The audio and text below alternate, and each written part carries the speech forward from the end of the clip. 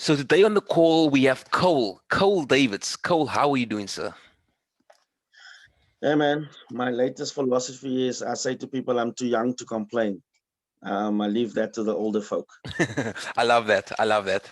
Um, so Cole, do you want to tell us who is Cole? Cole is an individual from a from a beautiful place in Cape Town, born, buttered, bred from Belhar, from a family of six other siblings. Social entrepreneur, absolutely love the development of people, programs, and strategies. And I'm just someone that is, I think I've redefined myself as an alarm clock that is just in this world to awoken a sleeping generation. I play in a lot of different spaces, but I see myself as a social entrepreneur, just being there as a youth activist, activating young people and saying, hey, there's more to life than what you see. Okay, I love that description that you've given us. Um, I also liked how you said like you here to awaken a sleeping generation. Do you want to give us a bit more context about that? Yeah. You see, there's a great distinction or a great separation between day and night, sleep and awake. I think we're sitting with a generation right now that is walking asleep, that is walking dead, that is walking in this monotonous circle of I want to be someone that I'm not, and I have redefined myself in a way to say that let me be that one that wants to. Or let me be that one that becomes that change and not only talk about the change. Let me be that one that goes in there and says, wake up, there is so much more to this life than what you see. Wake up, there's so much more opportunities that you can create. Wake up, there's so much more you can do without you waiting for government. We're sitting with the fatherless generation. We're sitting with a generation that is looking for role models. And I'm saying to a young man, you can be a role model. If you just walk away from smoking that weed, you're a role model. You've done something that someone else struggles with, and you can tell him it's possible. And I think that's the awakening that I'm talking about saying to people, wake up and smell the coffee, man. Smell the coffee and have some coffee with me. Okay, so I like that you said, you know what, you want people, you have a deep desire to help people discover that there's more to life, that there's more to themselves. Tell me, where did this initial interest in actually helping people discover this within themselves stem from? Well, I come from two very strong ladies in my background. There was a bit of gender-based violence in my home when we grew up.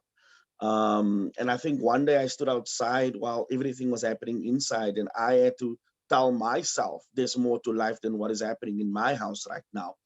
And from there, I mean, I had such a lot of amazing mentors.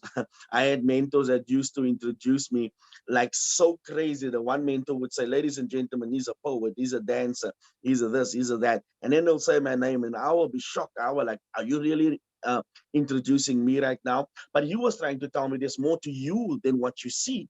There's more to you than what meets the eye. And I think we need to get to that space where we can reintroduce ourselves to our own parents, reintroduce ourselves to our circumstances. And that is where the awakening happens. That's where you realize there's so much more to you than what you really know about. It's really a rediscovering time, even in the midst of what's happening in our world right now. Awesome. It's a really awesome answer, especially like I can see the passion that you have to help people discover that there's more to them, okay, and more to life. And also the fact that you said, you know what, you want to reintroduce yourself to your family, you want to reintroduce yourself to your circumstances, which is a really profound statement because so many of us are so comfortable in our Mhm. circumstances, even though it's somewhere where we know we don't want to be forever. We get so comfortable, so attached to it. Um, Yeah. Tell me a bit about, like you said now, you mentioned that obviously you experienced gender violence growing up. Tell me a bit about how you saw your, obviously circumstances wasn't ideal growing up in Belhar. For the people who don't know where Belhar is, it is a suburb on the Cape Flats, and a colored suburb, predominantly colored suburb. Tell us a bit about how you redefined your circumstances, and how that started. Because yes, you discovered that there has to be more to life when you were facing this challenging time, um, being obviously being subjected to gender-based violence. But how did you discover that, what, there is more? Yeah. Well, I think it comes to a space where you're standing there in the midst of everything, and you have to ask yourself, who are you in this situation? If someone steals, we normally define them as a thief. If someone, we normally define people by their actions. And I'm saying it's merely not enough to define me by what you know I do or what I've done or what I'm going to do. Because if that is the case, if a doctor is defined by just being a doctor, if I take away being a doctor, that means he's nobody. Your doings cannot define who you are. It's so much deeper than that.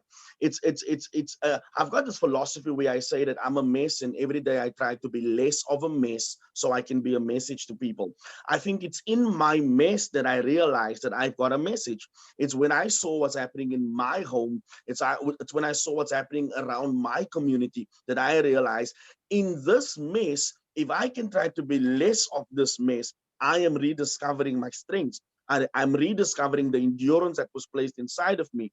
And they normally say that a lion is not the fastest animal, he's not the biggest animal in the jungle, he's not the smartest or not even the heaviest, but the lion is still called the king. Those things does not define him being who he was born to be. He's a king because of the attitude of the lion. And once I changed my attitude towards what I see, I realized that there's so much more to me. I realized that I need to redefine, reconstruct me in a chaotic world, in an abusive home. I was abused for more than, I think, 5 or 7, 10 years in the home. But I had to come and say, listen, that was a problem that people had in their lives, and I have to forgive them and move on. But now, how can my message save a life? How can my mess come out and say, I don't want to hit the stage and tell people about what I've studied. I don't want to hit the stage and tell people what I drive. I want to hit the stage and tell people I'm a lion. I've been Hmm. through the mess, and I think that is what we need more: rediscovering people, looking at what they've been through, but how they've endured. I love that. I love the fact that you say that you are a lion because of what you've been through. And so many of us don't realize that our circumstances makes us qualified. The challenges that we are facing are actually adding to who we are, refining us, refining our characteristics and our perception of life. But we need to be intentional about how we identify ourselves, how we construct this narrative, this experience that we've had, even if it's challenging, even if it's bad, so it actually serves us at the next level. So tell me a bit about, like you said, you've obviously been a victim of abuse, grew up in a challenging environment and difficult circumstances, yet you define yourself as a lion. Tell me a bit about how you reconstructed that narrative. Well, one of my mentors one day said, he said to me, what you know you can act on, and what you don't know will act on you. It's so much power in what you know. I think so many of us do not know ourselves. This is why what we don't know acts on us. You find a guy standing in Elsie's on Lavender Hill or Khayelitsha on the corner with a cup of coffee in the morning, 9 o'clock, saying there's no work. He doesn't know. He doesn't know. You find a young lady saying maybe at 35 she's given up on life and saying all men are the same. She doesn't know. It's a matter of, once I started asking myself, what do I know about me? What do I know about this world? I started traveling. I started getting out there. I started realizing, I've spoken at Harvard University, Oxford University, and I realized that I had to start thinking global and acting local. I had to start zooming out from what I see in my local community and think bigger than that. The minute I zoomed out, I realized, number one, I'm not the only one going through this in the world. Number two, I can't fix this alone. And it's not a quick fix that's going to fix this. People speak about poverty eradication. People speak about the fact that, gangsterism is there. These things have been there many moons ago, but how do we become that change? How do I fix it home by home, person by person?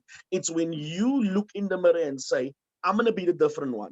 I'm gonna be the one that's not gonna do what everybody else is doing. I'm gonna be the one that's gonna, when everybody goes left, I'm gonna say, why don't we go right? If everybody ever tried to go right, when everybody's shooting gun, and I think for me, in the midst of those, it came by a question. It's either I said to myself, it's either you're gonna be phenomenal or you'll be forgotten. When the guy created the light bulb, everybody laughed at him and said to him, listen, you're failing so many times. Why not give up? He couldn't give up because there was something pressing him and saying to him that, listen, every time you have failed is not a failure. You've just learned how not to do it. So I looked in my community and I realized, oh, that's not how you do it. Oh, that's not how you treat a woman. Oh, that's not how you go out there and rob people. And then it didn't look like failures what my uncles and brothers or sisters, whoever maybe messed up before me did. But now it looked to me and saying, that's not how you do this. Okay. And I think that was a crucial turning point for me. I like the fact that you said you started becoming observant, and that is really important for us to realize is that to really be aware of our life, the world around us, we need to start observing. And so many of us are, we quick to judge, we quick to talk, but we slow to listen, we slow to be quiet and Mhm. just look and observe. And like you also said, the questions are powerful to help you discover that. What route do I take? Is this the best solution for me? Am I doing everything in my power to change my circumstances? So that's how you can actually come to the solutions to or the answers that will help you to go to the next level. And then you mentioned obviously that awareness is really important. Tell Yeah. me a bit about how you recommend that um you continuously, because obviously you started there, okay, but now like you said you've traveled the world. How do you think that you consistently building on that layer by layer to be more aware, to go to the next level, to actually not only be the lion in your community, but like you say, a lion um, on the of the globe? So you consistently, because I know personally that it's a daily, it's there's always another level. Okay, so how do you basically, what activities or practices do you follow that actually help you to always become more? Yeah. I think it comes down to when you say, I need to give up who I am for who I want to become. Um, I cannot be, if you are the same person 10 years from now, that means you haven't sacrificed. If you're still doing the same things you did 10 years from now, that means you haven't sacrificed. That means you have just changed your clothes, changed the car, changed the house, but you're still the same individual doing the same things. If a child is 10 years old and a child next to him is 20 years old, a 10-year-old child, if I take a thousand rand or 500 rand and I take that money from him, he'll maybe forgive me after 2 weeks. He'll get over it. But a child at 21, if I take 1,000 rand from that boy will remember me most probably for the rest of his life. Why? Because in his level of growth, he has discovered the value of money. And some people, they change by age, but they don't grow. And when I realized I can't just be changing anymore, I have to grow right now. And I have to be intentional about it. Because listen, growth, change is inevitable, but growth is optional. You have to choose to grow. You have to choose to say that, listen, I want to do something different with my life. And that's the difficult part of sacrificing is when I say, how do I give up who I am for who I want to become? How do I give up those friends that's not good for me? And it's a difficult one because now when it comes to sacrifice, it's painful. When a woman goes through birth, she has to sacrifice her diet, sacrifice what she used to do to give birth. And I think sometimes we want to build a big building, but we don't want to place ourselves under construction. A building under construction has got two key factors. Number one, there's a sign that says enter at own risk. Number two, there's another sign that says coming soon. I mean, if I look at you right now, and maybe you're listening to this, what's coming soon on your building?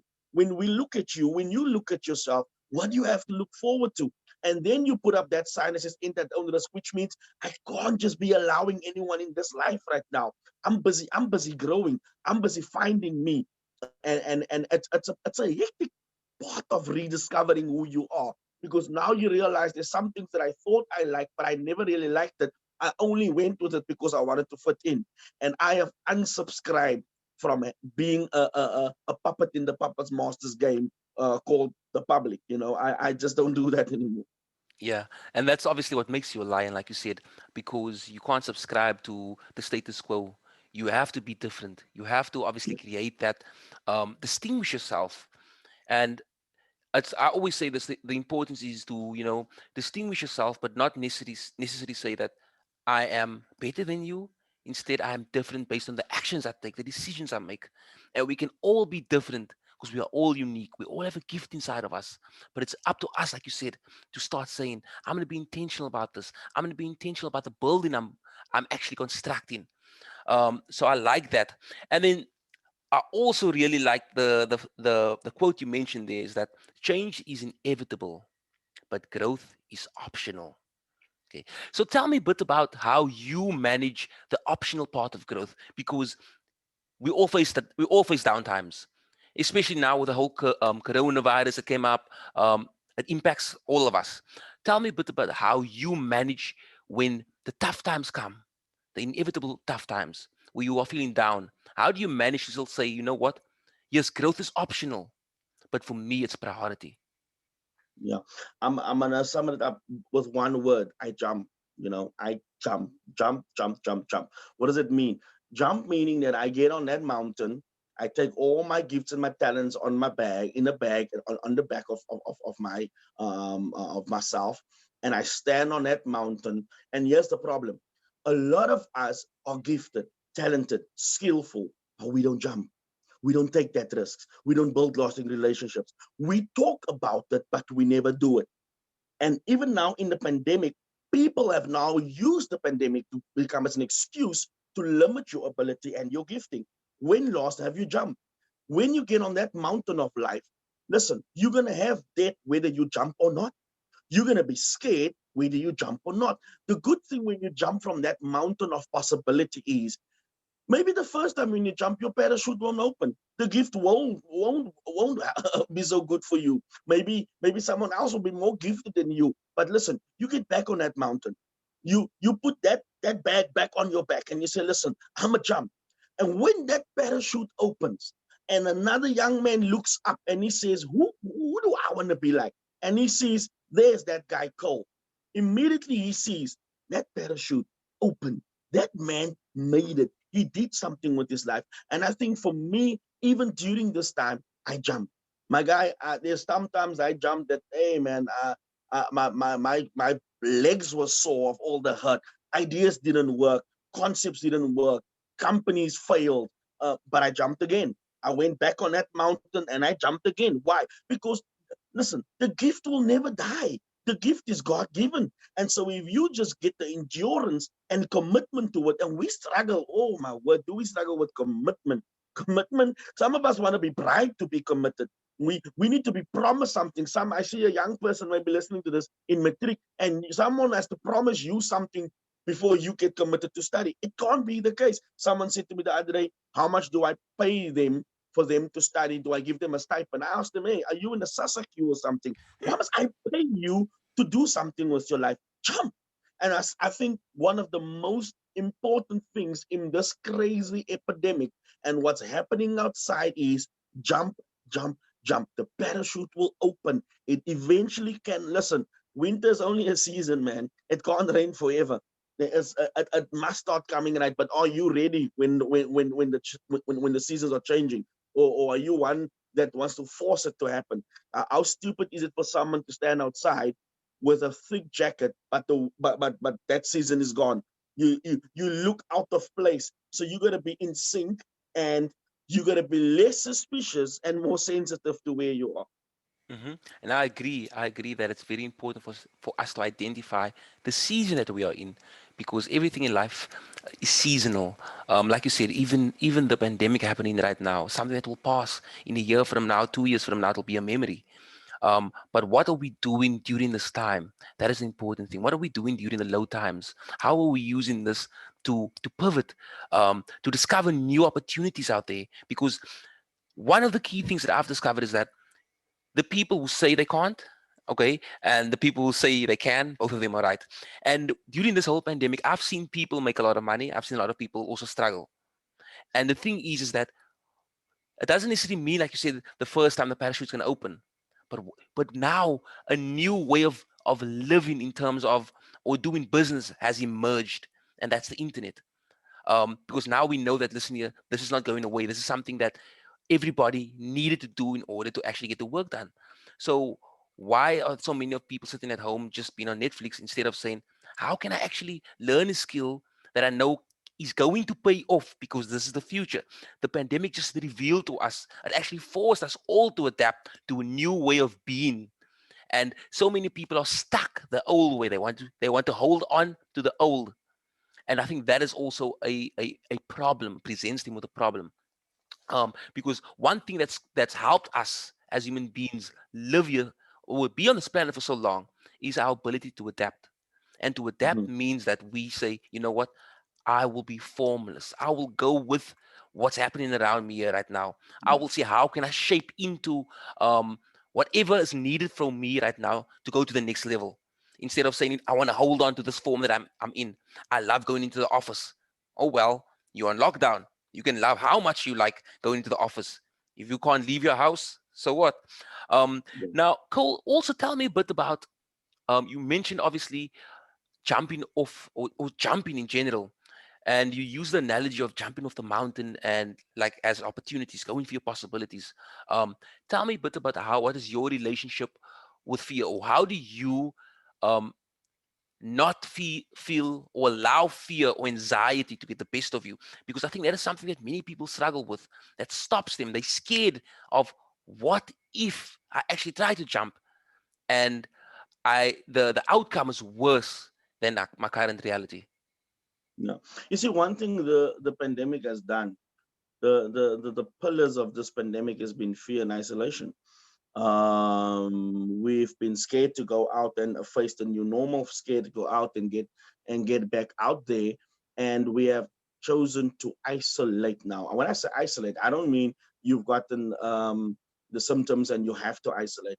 I'm saying that some people have gone on a little island and just said, I don't think I'm gonna ever be able to do anything normal again. The new normal is almost like a baby pressing and saying, listen, I'm coming out whether you like it or not. You better prepare the room, because things, listen, your life will never be the same. The baby's here, you can't do anything about it. Adapt. I think fear, the most craziest part of fear is if you take a child and the child goes and the mom buys him a bicycle. The first time he gets on that bicycle, his first fear is now, what if I get on and I fall? People might laugh at me. The second problem is thinking, if I fall, so the first one was if I get on the bicycle, I might fall. Second one is, what if I fall and they lie? And they laugh. Third one is, what if I get on the bicycle, I fall and they laugh, and for the rest of my life they will always call me names now. Now, because of he couldn't face the first one, he's just now duplicated it into three fears.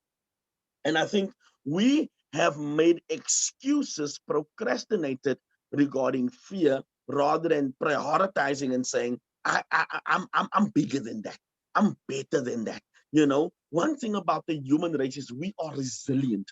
We have so much force in us. And I think we've actually had something worse than COVID-19 before, and people have now succumbed to this fear and saying, no, we can never. Listen, if you are not going to walk on water, you will never discover something, that you will be at the same place where your mother was if your mother didn't make it, where grandfather was. So someone going to have to step on water and feel that uncomfortableness. And I think one thing I've done is I've said to myself, listen, you're gonna have to go back out there.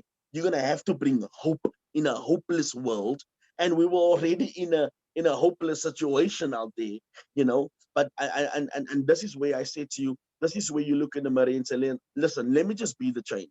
Let me not be amazing. Let me not be phenomenal. Let me not be adequate. Let me just be the change. Let me just be Hmm. different in a crazy world. And people, there's a new move happening out there. I can say that to you. Yeah, I also like the fact with you mentioned there about, someone in your family is gonna have to do it, or you're always gonna be chained down into poverty, okay, into the circumstances, the experiences that you had to go through. The generations of the generations is gonna have to live through this, and that you need to take it on yourself. And yes, fear will be there. And sometimes we allow our mind to run away with us or run wild with us, and it allows the fear to multiply into this mountain when in actual fact you are a mountain, but you need to believe in yourself, your ability to overcome this and to succumb it. Because one key thing that I usually speak or teach my clients is that, you know, there's so many things in your life that you have overcome that you thought you wouldn't. And if they can just draw from that and bring it into the current reality, into the current struggle, into the current challenge, then they can step forth in more with more resilience. And they can realize that, you know what, I am powerful and I'm bigger than this. And this alone can allow you to actually conquer that fear, because fear will always be there. Okay. Yeah, Fear will always be within us. And I've seen people um, at the top of the game experience fear or anxiety, and just the brain. It's the brain. It's not the individual, it's the brain. But it's about how do you control the fear? Okay, how do you yeah. overcome that? How do you step forth in spite of the fear, instead of allowing the fear to hold you back, to keep you comfortable, to keep you in a safe zone?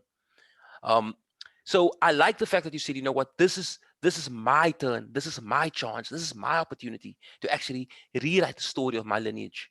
Okay, my future, the future generations to come, they won't have to go through what I've gone through, because I've Correct. I've stepped out. I've taken the challenge on my shoulders to go out and recreate the story, to recreate the opportunities and the possibilities for them and for many other people out there. Um, so cool.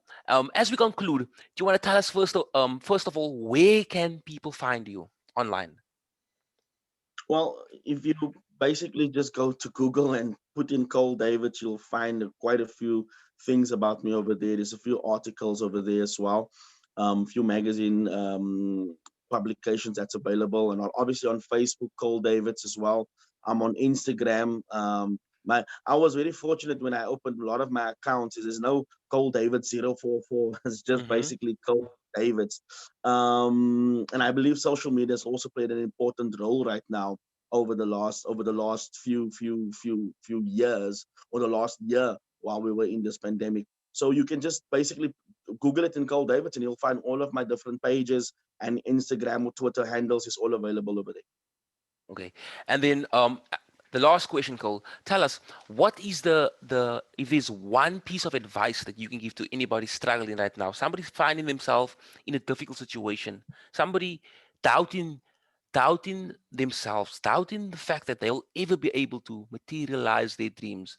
If there's one piece of advice you could give, what would that be? It would basically be that all of us are born with attractions. We are attracted to a variety of things in life. You might be attracted to it, not to technology. Someone else might be attracted to cars. Someone might be attracted to beautiful shoes. Never let your attractions become distractions. A lot of us become distracted by our attractions. The attractions is God given, it's beautiful, it's lovely. But if you lose focus and get distracted by the thing that attracts you, very soon you will be tempted. And I want to say this very clear: distractions is part of life, temptations is part of life. They will never go away. But how do we outgrow them on different levels of development? And so I want to say to someone out there, make sure that whatever in life is attracting you, do not give it the power to distract you.